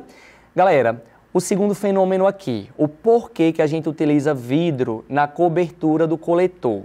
Galera, vidro ele é um material transparente, tá bom? Mas eu falo já do vidro. Eu vou primeiro aqui responder, ó, o terceiro motivo, que é o porquê que essa água ela vai circular. Galera, a água, quando ela esquenta, nós vamos lembrar da aula passada que quando o corpo ele esquenta, quando ele recebe energia térmica, o que é que vai acontecer com as moléculas? Elas ficam mais agitadas. Quando essas moléculas ficam mais agitadas, elas não querem ficar uma molécula perto da outra. Então essas moléculas acabam o quê? Elas estão tão energéticas de um jeito, estão tão agitadas, que elas acabam se afastando uma das outras, tá bom? Pessoal, quando essas moléculas da água se afastam uma das outras, o que é que acontece com o volume de água? O volume de água, ó, aumenta. Aí nós vamos lembrar que a densidade vai ser o quê? A massa sobre o volume. Se o volume de água aumenta, nós percebemos aqui, ó, que volume e densidade são grandezas o quê? Inversamente proporcionais. Então, se o volume aumenta, a densidade faz o quê? Diminui. Então, a água, quando ela fica mais quente, ela acaba ficando menos o quê? Menos densa. Quando ela fica menos densa, ela acaba subindo, tá bom? E a água, quando ela não está tão quente, quando ela está fria, o volume é menor. Se o volume é menor, a densidade dessa água fria é o quê? Maior. Então, a água fria acaba descendo. Pessoal, é exatamente por isso que o ar-condicionado fica na parte de cima, tá bom? A gente vai lembrar também da aula passada que o objetivo do ar-condicionado é o quê? É jogar ar frio para dentro de um ambiente? Não. O objetivo do ar-condicionado é retirar o ar quente de dentro dessa sala. E para ele retirar o ar quente ele vai ficar onde? Na parte de cima ou na parte de baixo? É só lembrar, Ar quente, moléculas mais agitadas. Moléculas mais agitadas, o volume fica maior. Se o volume fica maior, a densidade do ar quente é o quê? Menor. Se a densidade do ar quente é menor, então esse ar quente ele acaba subindo. Quando ele sobe, ele fica perto do aparelho de ar-condicionado. Então esse aparelho de ar-condicionado acaba retirando esse ar quente e joga para a parte de fora. Porém, quando ele retira esse ar quente de dentro da sala, a gente vai lembrar que parte desse ar quente ele consegue resfriar. Aí ele joga de volta para dentro da sala na forma de ar frio e o que ele não conseguiu resfriar, ele joga para a parte externa da sala. É por isso que naquelas máquinas externas do ar-condicionado, que fica na parte de fora, lá uma região que fica o quê? Quente, que é justamente o calor que ele pegou aqui de dentro, tá bom? Tranquilo? Aí lembre, quando ele pega esse ar quente de dentro da sala, a sala ela é composta de quê? De vapor d'água, tá bom? Então, quando o ar-condicionado retira esse vapor d'água de dentro de uma sala, de dentro de um ambiente, esse ambiente ele vai ficar mais o quê? Mais seco, tá bom? Então, se ele está retirando o vapor d'água, quando ele joga esse ar quente para fora, parte dessa água que estava na forma de gás aqui dentro da sala, ela vai virar o quê? Líquido. É por isso que o ar-condicionado, a parte de fora, tem uma mangueirinha, que é justamente para derramar essa água que estava no estado gasoso dentro da sala e quando vai para fora, entra para o estado líquido e acaba derramando lá fora, tá bom? Então aqui é o mesmo fenômeno que está acontecendo nesse aquecedor solar. A água mais quente aumenta seu volume, fica menos densa, ela acaba subindo. Então o motivo dessa circulação de água é justamente por conta do processo de convecção, tá bom? Então, pessoal, a resposta continua sendo ainda letra C ou letra E. Agora, vamos entender o porquê que a gente utiliza o vidro nesses painéis solares. Galera, o vidro ele vai funcionar aqui ó, como se fosse uma estufa, tá bom? Igual aquelas estufas de planta, certo? Onde tem planta, aquelas estufas são feitas de materiais transparentes, geralmente vidro. E por que é feita de vidro? Galera, é feita de vidro pelo seguinte fato, o vidro ele não tem uma capacidade de liberar muito bem certos comprimentos de ondas. Que comprimentos de ondas são esses, Lucas? Vamos lá. Galera, a gente sabe que eu estou recebendo aqui, ó, radiação solar. Quando eu recebo radiação solar, estou recebendo aqui vários espectros. Dentro deles nós temos o ultravioleta e o infravermelho. Então aqui ó, vou destacar o ultravioleta, certo? Pessoal, o ultravioleta nós vamos lembrar que ele tem uma alta frequência e um baixo comprimento de onda, tá bom? Então ó, o ultravioleta aqui ó, ela acaba entrando, tranquilo? Aí vamos supor, aqui tem uma planta. Essa planta, esses objetos que tem aqui, quando ele recebe esse ultravioleta, eles acabam excitando as suas moléculas. Quando excitam suas moléculas, então ele começa a liberar radiação. E que radiação vai ser essa? Vai ser justamente uma radiação relacionada a calor, que é o infravermelho. Então ele vai começar a liberar aqui infravermelho, tá bom?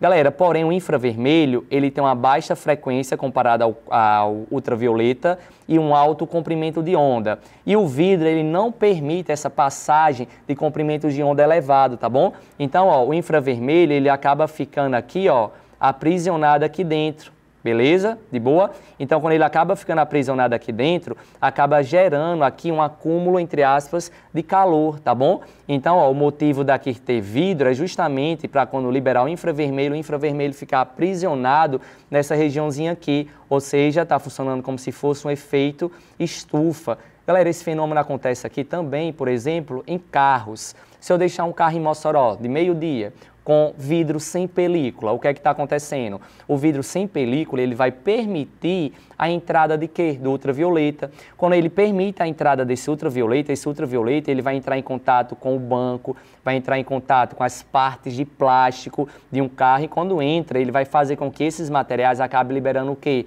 Infravermelho. Quando libera infravermelho, o infravermelho que eles liberam tenta sair pelo vidro, porém o vidro ele não permite, não tem uma capacidade muito boa de liberar esse infravermelho, tá bom? Então esse infravermelho, que é justamente a radiação relacionada a calor, acaba ficando aprisionada ali dentro, por isso que quando eu abro a porta do carro, eu vou sentir uma temperatura extremamente elevada, porque o calor ele está aprisionado, certo? Já quando eu coloco uma película nesse vidro, essa película vai filtrar a radiação ultravioleta colheita que nós vamos ter aqui, tá bom? Se ela filtra, ela diminui essa quantidade, então, consequentemente, diminui a quantidade de infravermelho que vai ser liberado pelas partes plásticas do carro, por exemplo, tá bom?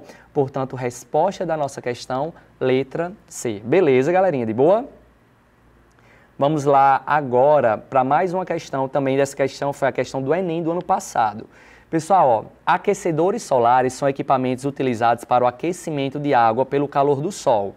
São compostos por coletores solares, nos quais ocorre o aquecimento da água, e por um reservatório térmico, em que é armazenada água quente para ser utilizada posteriormente. A figura ilustra esquematicamente como funciona esse equipamento.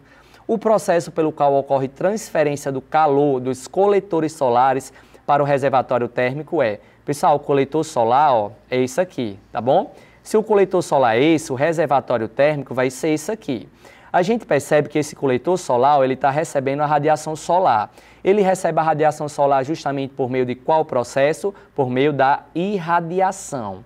Ah, Lucas, resposta letra D, então, né? Marcou, errou. Pessoal, tome cuidado com o que ele quer. Ele não quer saber qual vai ser a propagação de calor do Sol para o coletor, tá bom? O que ele quer, ó, é a propagação de calor do coletor para o reservatório térmico. Então, muita gente, ano passado, nessa questão, errou porque interpretou que ele queria do Sol para o coletor, mas não é do Sol para o coletor, é do coletor para o reservatório térmico. Pessoal, perceba, ó, que a água fria desce aqui para o coletor. Quando essa água fria desce para o coletor, essa água fria ela acaba recebendo energia térmica. Quando ela recebe essa energia térmica, as moléculas delas vão ficar mais o quê? Mais agitadas. Quando as moléculas ficam mais agitadas, o que é que acontece com o volume? Aumenta. Quando esse volume aumenta, então a densidade faz o quê? Ó, a densidade diminui. Então, o que acontece com essa água fria, quando ela esquenta aqui, o volume dela vai aumentar. Consequentemente, a densidade diminui. Se a densidade diminui, então essa água que antes era fria, agora esquentou, ela fica menos densa. Quando ela está menos densa, então ela acaba subindo, tá bom? Então essa água quente, ó, sobe aqui, tá bom? Então a transferência de calor do coletor para o reservatório é justamente por meio da convecção. Portanto, resposta da nossa questão, letra E. Beleza, pessoal? Tranquilo? Galera, última questãozinha aqui para finalizar essa primeira parte da nossa aula, essa parte sobre propagação de calor. Vamos lá, deixa eu só ver se tem pronto uma imagenzinha aqui, ó. Galera, essa questão aqui já caíram várias vezes no Enem. Vamos lá. Em um experimento foram utilizadas 2 garrafas PET, uma pintada de branco e outra de preto, acopladas cada uma a um termômetro. No ponto médio da distância entre as garrafas, foi mantida acesa durante alguns minutos uma lâmpada incandescente. Em seguida, a lâmpada foi desligada. Durante o experimento, foram monitoradas as temperaturas das garrafas. Aí o primeiro processo aqui, ó, enquanto a lâmpada permaneceu acesa e depois foi monitorado após a lâmpada ser desligada e atingir o equilíbrio térmico com o ambiente. A taxa de variação da temperatura da garrafa preta em comparação à da garrafa branca durante todo o experimento foi... Vamos lá. Pessoal, aqui só relembrar uma coisinha importante a título de Enem, lâmpada incandescente. Nós vamos lembrar que essa lâmpada incandescente é uma lâmpada que antigamente ela era muito utilizada. Hoje em dia ela não é tão utilizada, tá bom? Por que ela não é tão utilizada? Porque a lâmpada incandescente ela funciona por meio do efeito Joule. E o que é esse efeito Joule? A lâmpada incandescente ele tem um filamento de tungstênio. Esse filamento de tungstênio vai passar por ele uma corrente elétrica. Quando essa corrente elétrica passa por esse filamento, ela acaba esquentando, ela acaba funcionando como uma resistência, tá bom? Esse filamento tungstênio funciona como um resistor. Então a corrente elétrica vai passar por esse filamento e esse filamento tungstênio que funciona como resistor, ele vai dificultar essa passagem de corrente elétrica. Então ali eu vou acabar tendo uma transformação da energia elétrica em energia térmica, tá bom? Porque quando ele dificulta essa passagem, então esse filamento ele acaba esquentando. Quando ele acaba esquentando, ele vai esquentar tanto que vai chegar a um ponto que essa energia térmica vai acabar se transformando em energia luminosa, tá bom? E acaba iluminando. Pessoal, o problema dessas lâmpadas incandescentes é porque, para vocês terem noção, o gasto energético dela, em torno de 95% da energia que ela recebia, era perdida. Em torno de 95% da energia era transformada, a maior parte dela disparada, em calor. Então é por isso que a lâmpada incandescente ela esquentava muito, porque a maior parte da energia ela transformava em calor. E aproximadamente só 5% da energia que ela consumia ela transformava em luz, ou seja, tinha uma eficiência energética muito baixa e consumia muita energia. Então, o gasto energético aqui era muito elevado, por isso que essa lâmpada ela acabou sendo substituída pelas lâmpadas fluorescentes e, posteriormente, pelas lâmpadas de LED, tá bom? Porque, além de ter uma eficiência muito maior, se tem uma eficiência maior, então o gasto energético vai ser menor. A durabilidade delas é muito maior do que essas lâmpadas incandescentes, tá bom? Tranquilo?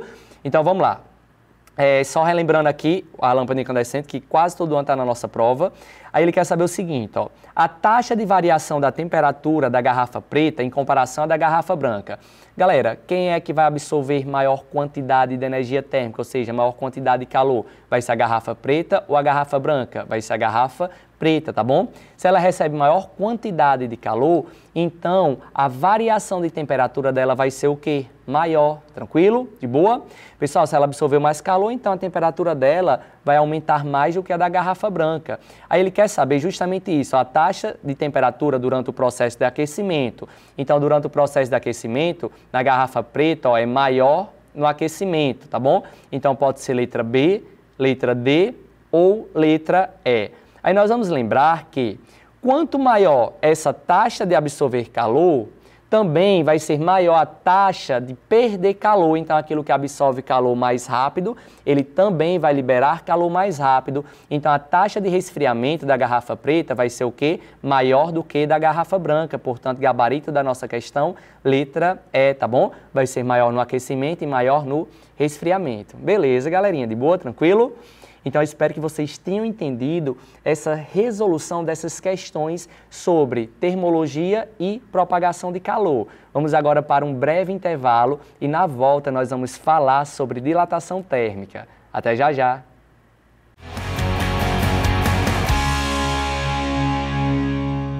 E aí, galerinha? Estamos de volta para dar continuidade aqui do nosso estudo de termologia, tá bom? Galera, dessa vez nós vamos falar agora sobre dilatação e contração térmica. Galera, vamos lá, quando eu falo dilatação, quando algo vai dilatar, dá a ideia que o seu tamanho ele vai o quê? Aumentar, tá bom? E a contração térmica é o processo contrário. A contração é quando o objeto, o corpo, ele vai diminuir o seu tamanho, tá bom? Então, nós temos a dilatação e a contração térmica. Então, ó, como eu tinha falado para vocês, a dilatação vai ser o aumento das dimensões de um corpo, tá bom? E esse aumento acontece justamente quando eu tenho o quê? O aumento de temperatura. Ah, Lucas, mas por que que isso acontece? Vamos lá, pensar mais um pouco. Galera, quando eu tenho dois corpos de temperaturas diferentes, a gente sabe que se tem temperaturas diferentes, então vai sair energia térmica de um corpo de maior temperatura para o de menor temperatura, certo? Aquele corpo de menor temperatura, quando ele recebe energia térmica, as moléculas deles ficam mais o quê? Mais agitadas. Quando as moléculas dele ficam mais agitadas, elas ficam mais energéticas. Quando elas ficam mais energéticas, então o que é que essas moléculas acabam fazendo? Elas não querem ficar juntas uma da outra, então o seu volume vai acabar aumentando, tá bom? Então, ó, se o volume aumenta, nós sabemos que densidade é igual a massa sobre volume. Então, ó, o volume, ou seja, o tamanho dele acaba aumentando. Então, esse objeto, ele acaba sofrendo o fenômeno de dilatação, tá bom? Já a contração é o contrário. A contração é quando esse corpo ele acaba perdendo energia térmica. Quando ele perde energia térmica, então a temperatura dele diminui. Se a temperatura dele diminui, então as moléculas ficam menos agitadas, ficam menos energéticas. Se elas ficam menos energéticas, então não tem a necessidade delas ficarem afastadas, então elas acabam se aproximando. Quando elas acabam se aproximando, o seu tamanho, seu volume acaba o quê? Diminuindo, tá bom? Então a contração térmica, ao contrário da dilatação térmica, ocorre uma diminuição das dimensões, certo? Ou seja, uma diminuição do seu tamanho. Isso acontece sempre quando o corpo tem uma diminuição da temperatura, beleza? De boa? Galera, quase todos os corpos, quase todas as substâncias, quando ela aumenta a temperatura, ou seja, quando ele sofre um aquecimento, então o corpo dilata. Já quando ele diminui a sua temperatura, ou seja, quando sofre um resfriamento, então o corpo contrai. Esse é o comportamento normal. Porém, tem algumas substâncias que funcionam de maneira ao contrária, tá bom? Tem algumas substâncias que quando o corpo sofre aquecimento, então em vez de ele dilatar, ele vai contrair, certo? Ah, Lucas, eu preciso saber todas essas substâncias que têm um comportamento anormal. Galera, a gente só precisa saber, nós só somos obrigados a saber o comportamento anômalo da água, certo? Então, ó, algumas poucas substâncias têm um comportamento anormal e não segue essa regra. Nós somos obrigados a saber apenas o comportamento anômalo da água. Ah, Lucas, como é que funciona esse comportamento anômalo? Vamos lá, mais uma vez. A gente sabe que sempre quando eu tenho aumento da temperatura, o corpo está sofrendo o quê? Um aquecimento. Quando ele sofre um aquecimento, as moléculas ficam mais agitadas. Quando elas ficam mais agitadas, mais energéticas, então elas acabam afastando uma das outras. Quando elas afastam uma das outras, então o seu volume aumenta. Se seu volume aumenta, então o corpo ele sofre dilatação, tá bom? Já se o corpo diminui a sua temperatura, é porque ele está sofrendo um resfriamento. Se ele sofre um resfriamento, as moléculas ficam menos energéticas. Se elas ficam menos energéticas, então ocorre uma diminuição do volume. Se o volume diminui, então nós vamos ter uma contração. Esse que é o comportamento normal. Porém, tem algumas substâncias, como eu mencionei, a água, elas têm um comportamento anormal, funciona de maneira contrária. Quando ele sofre um aumento de temperatura, sofre aquecimento, porém, em vez de o volume aumentar, o volume diminui, tá bom? Beleza? Então, pessoal, a água ela vai funcionar dessa maneira. Ah, Lucas, é para toda faixa de temperatura que a água vai funcionar ao contrário? Não, pessoal, é só para uma faixa de temperatura específica. Galera, ó, de 0 até 4 graus Celsius. De 0 até 4 graus Celsius, o que é que vai acontecer?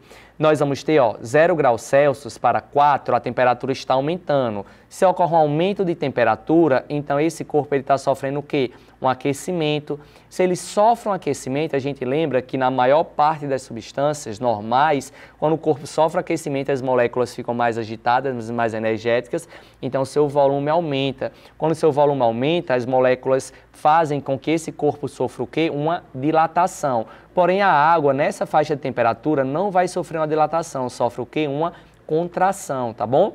E quando ela está indo de 4 para 0 graus Celsius, eu estou tendo o quê aqui, ó? Uma diminuição de temperatura. Se eu tenho uma diminuição de temperatura, teoricamente, quando um corpo diminui a sua temperatura, as moléculas ficam menos agitadas. Ou seja, se elas ficam menos agitadas, elas ficam mais próximas uma das outras.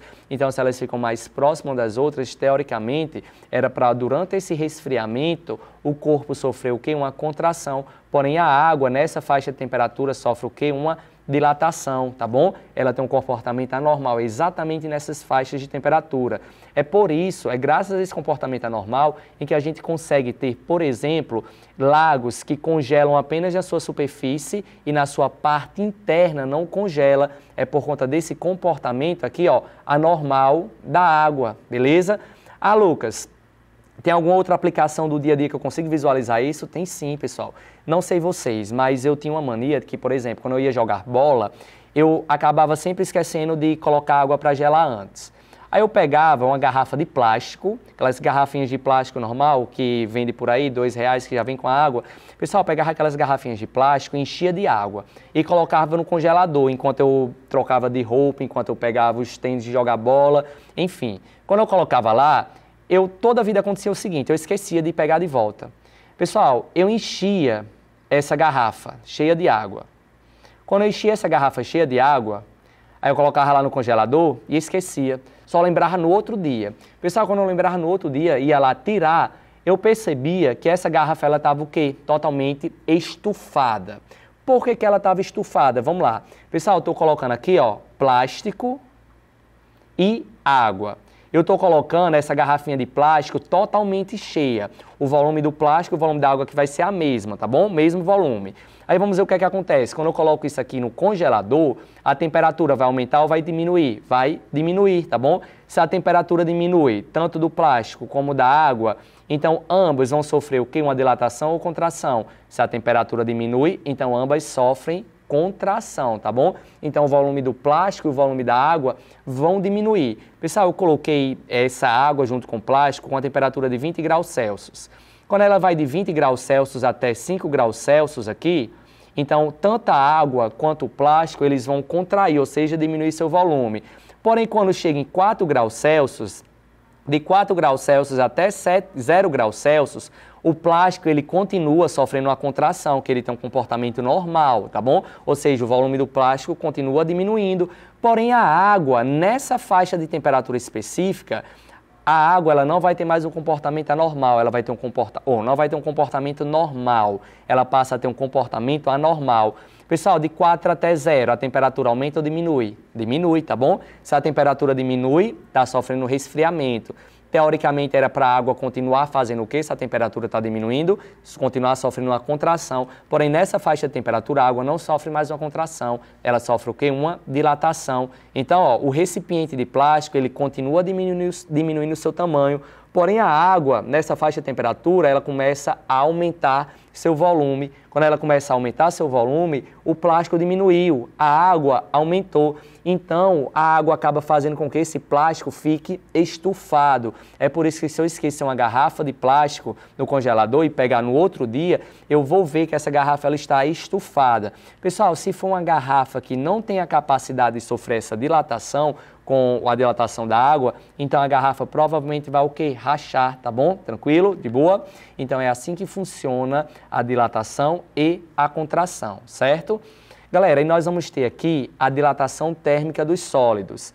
A dilatação térmica dos sólidos pode acontecer aqui de 3 maneiras. É a dilatação linear, dilatação superficial e a dilatação volumétrica. Galera, já quero deixar bem claro para vocês que todo sólido ele vai ser dilatação volumétrica, certo? Ou seja, ele dilata nas 3 dimensões. Porém, aqui vão ter alguns materiais, alguns sólidos, algumas aplicações em que a dilatação vai ser mais perceptível em uma das dimensões. Então, se vai ser mais perceptível em uma das dimensões, então a gente acaba classificando isso como a dilatação linear. Então, a dilatação linear é quando a dilatação ela vai se destacar em uma dimensão, tá bom? E para calcular essa dilatação, nós iremos fazer dilatação, que é o ΔL, vai ser o comprimento inicial, vezes o coeficiente de dilatação, vezes a variação de temperatura, tá bom? Galera, quanto maior for o coeficiente de dilatação do material, maior a capacidade dele dilatar, ou seja, aumentar o seu comprimento. Quando a dilatação acontece em 2 dimensões, então nós vamos ter aqui uma dilatação superficial. Na dilatação superficial, a dilatação superficial vai ser a área inicial vezes o coeficiente de dilatação superficial vezes a variação de temperatura. Lembrando, o coeficiente de dilatação superficial vai ser calculado fazendo 2α, ou seja, geralmente a questão fornece o coeficiente de dilatação linear. Porém, na hora de aplicar aqui no superficial, eu não vou usar o coeficiente de dilatação linear, tenho que usar o superficial, e o superficial é só pegar o linear e multiplicar por 2. Ah, Lucas, me dê aplicações disso aí para eu conseguir visualizar melhor. Galera, por exemplo, a aplicação do coeficiente de dilatação linear. Não sei se vocês já perceberam, porém, fios de postes. Fios de postes, vou desenhar aqui, ó, o fio de poste. O fio do poste, ele não é totalmente bem, como é que eu posso dizer, esticadozinho, tá bom? O fio do poste, ele sempre tem o quê? Uma pequena folga. Então, ele tem essa pequena folga aqui, ó, ele é folgado, faz esse arcozinho de parábola, essa curvazinha. Por que, Lucas? Não era mais lógico diminuir o tamanho do fio para gastar menos fio, consequentemente gastar menos dinheiro, não? Pessoal, porque tem um pequeno problema. Se eu deixar esse fio totalmente esticado, a gente sabe que todo o material ele vai sofrer fenômeno de quê? Dilatação e contração. Então, ó, se eu deixar esse fio bem retinho, totalmente esticado, totalmente tensionado, pense comigo. De noite, eu coloco isso aqui de dia, com uma certa temperatura. Quando chega de noite, o que é que acontece com a temperatura? Diminui. Quando a temperatura diminui, as moléculas ficam mais agitadas ou menos agitadas? Fica menos agitadas, tá bom? Quando elas ficam menos agitadas, então o volume acaba o quê? Diminuindo. Quando o volume acaba diminuindo, então esse fio, ele acaba sofrendo uma contração, ou seja, o seu tamanho vai diminuir. Pessoal, quando o seu tamanho diminui, se ele estiver totalmente esticado, ele vai contrair. Quando ele for contrair, então ocorre o risco aqui do fio romper, do fio torar. Então o gasto aqui seria muito maior, porque toda vida que o fio sofresse uma contração, aí a empresa ia ter que ir lá consertar isso, então o gasto seria muito maior. Então é mais viável gastar um pouquinho mais com fio e deixar essa folguinha aqui, justamente para permitir com que esse fio ele acabe sofrendo dilatação. Se ele sofre dilatação, então ele aumenta seu tamanho, então ele fica um pouquinho mais arqueado, tá bom? E quando ele sofre contração, como ele está folgado, quando ele sofrer contração, então ele não vai acabar puxando, porque não vai estar tensionado demais, então ele vai ter espaço para poder aqui contrair e dilatar, tá bom? Isso é um exemplo aqui da dilatação linear. Galera, trilhos de trem. Trilhos de trem, vocês vão observar que os trilhos de trem, eles não é um vão enorme. Os trilhos de trens, eles são vãos que eles vão ser conectados. E quando eles são conectados, eles não são colocados um ao lado do outro aqui, não. Eles não são encostados, tem um pequeno espaçamentozinho que é justamente para permitir que quando sofre o processo de dilatação, esses trilhos tenham para onde crescer, tá bom? De boa? Consiga dilatar sem acabar prejudicando o trilho posterior. Pessoal, outro exemplo que nós temos em pontes, em viadutos. Se vocês observarem, em pontes, em viadutos, sempre vai ter um riscozinho na pista, seja no início, seja no fim, seja no meio, um risco que é para colocar juntas de dilatação. Essas juntas de dilatação são feitas de materiais menos resistentes do que o material do asfalto. São materiais que eu consigo comprimir. Por quê, Lucas? Porque o asfalto, como ele vai estar sujeito ali a variações de temperatura, então ele vai estar sofrendo dilatação e compressão durante o dia, durante a noite. Então, quando isso acontece, o asfalto ele vai aumentar e diminuir seu tamanho. Se não tivesse essas juntas de dilatação, o que ia acontecer? Quando o asfalto fosse tentar dilatar, ele ia encontrar uma restrição, uma barreira. Então, como ia encontrar essa restrição, essa barreira, então o asfalto ia acabar começando a rachar, tá bom? Por isso a importância de deixar essas juntas de dilatação, tá bom? Pessoal, tudo isso que eu falei aqui são dilatações em uma dimensão, dilatação linear. Lembrando, toda dilatação é o quê? Volumétrica. Porém, quando ela tem mais destaque em uma dimensão, a gente acaba classificando como linear. Galera, dilatação superficial acontece muito em coisas que vão dilatar em duas dimensões. A principal aplicação que nós temos é na cerâmica das casas. Pessoal, se vocês observarem, cerâmicas das casas, elas não são colocadas uma encostada à outra. Elas sempre deixam o quê? Um espaçamento entre essas cerâmicas.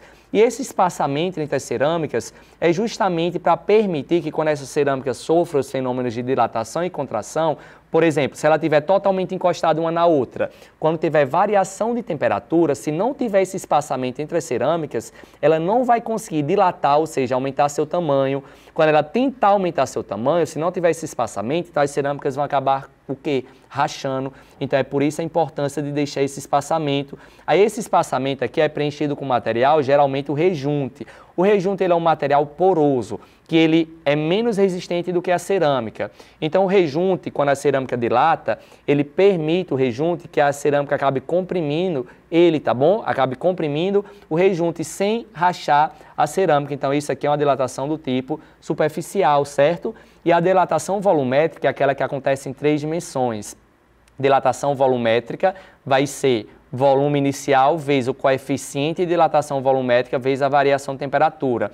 Lembrando, o coeficiente de dilatação volumétrica é 3 vezes o coeficiente de dilatação linear. Galera, por exemplo, quando um foguete ele está subindo, lá em lançamento de foguete, os físicos, os engenheiros, eles já dimensionam que aquele foguete, durante o seu processo de subida, ele vai sofrer uma dilatação. Por que ele sofre uma dilatação?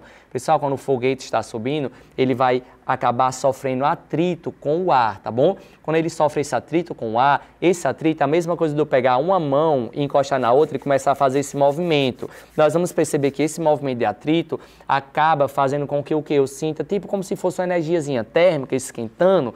Pessoal, a mesma coisa acontece no foguete. Ele vai esquentar, vai aumentar a sua temperatura em todas as dimensões.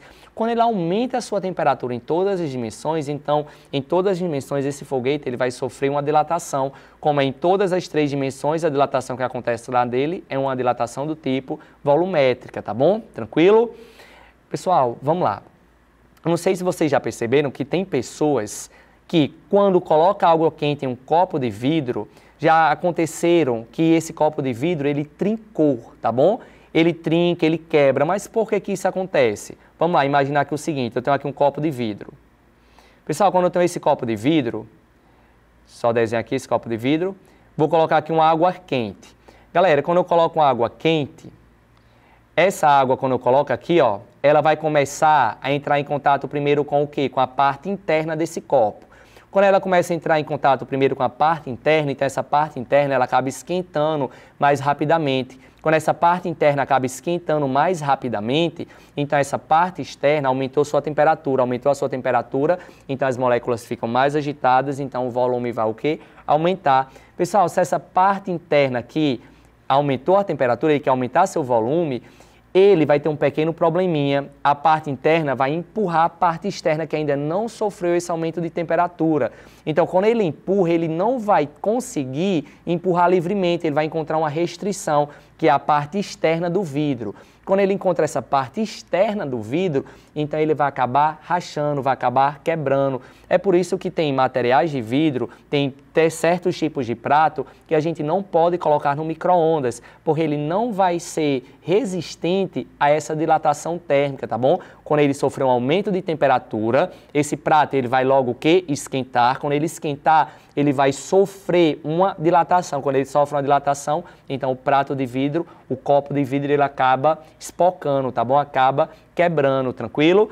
Aí, pessoal, vamos supor, você tem na sua casa um copo de vidro que não é feito de material que é para resistir essa dilatação térmica, tá bom? Aí o que é que a gente pode fazer para evitar essa dilatação e evitar que esse copo quebre? É o ideal aqui, ó, fazer o seguinte. O ideal é colocar uma colherzinha e tentar evitar que essa água quente acabe atingindo diretamente o vidro. Aí, ó, eu vou derramar água aqui, ó, pela colher. Aí, quando eu derramar água pela colher, essa água ele já vai perder calor aqui para a própria colher. Então, a quantidade de energia térmica já vai diminuir. Aí, quando ele chega aqui, ele não vai ter um impacto tão grande quando ele é lançado diretamente no copo, tá bom? Então, ó, sem saber o porquê disso, algumas pessoas colocam uma colher de metal no copo. E quando colocam essa colher de metal no copo, elas derramam água quente sobre essa colher.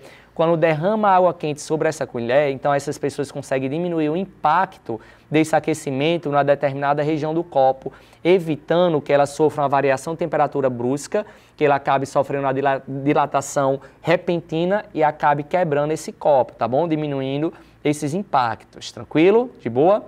Galera, tem um grupo de vidro que é chamado vidro Pirex, tá bom?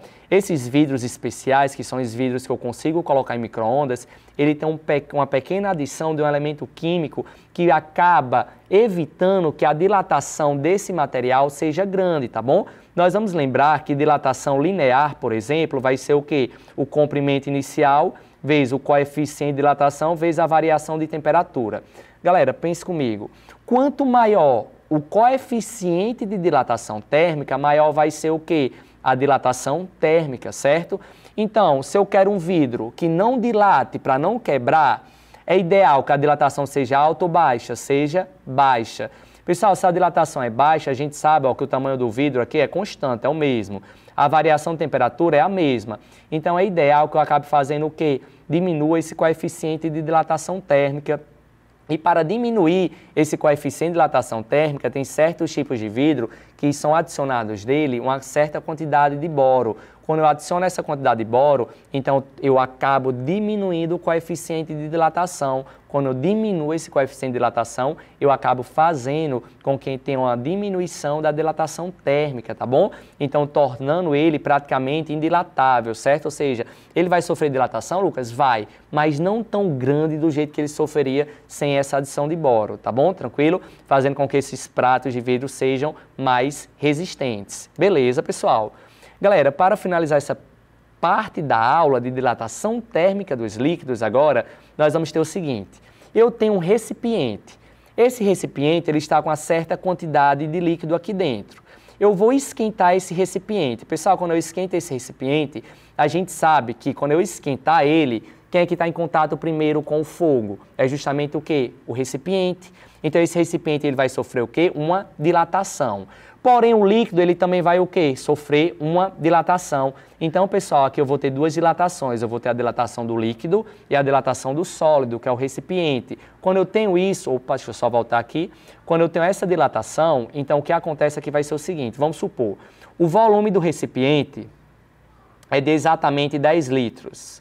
O volume do líquido aqui, vou colocar aqui uma água, também vai ser de 10 litros. Ou seja, aqui está totalmente cheio de água, certo? Pessoal, quando eu começo a esquentar, esse recipiente ele passou agora a ficar com um volume de 12 litros, o volume do recipiente, certo?